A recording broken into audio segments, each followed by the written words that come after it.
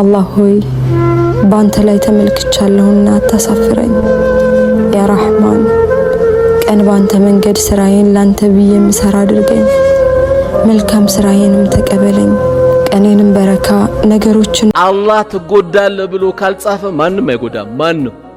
የዓለም ህዝብ ሁሉ ምቀኛ ሆኖ ጀማ በግሩፕ ቢመጡ ሰላማዊ ሰልፍ ባንተ ላይ ቢመጡ والله አይጎዱ ማንም አይጎዳ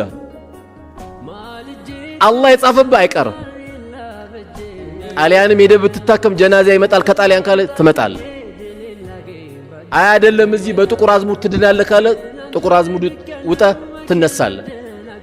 1000 ዶክተር ስላየም አድንም አንድ ሰውን ብቻ ስላከመም ደግሞ አትሞትም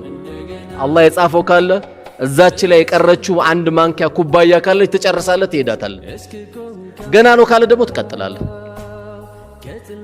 ማንም አንተ ሉግዳቢል والله መጉዳት አይችልም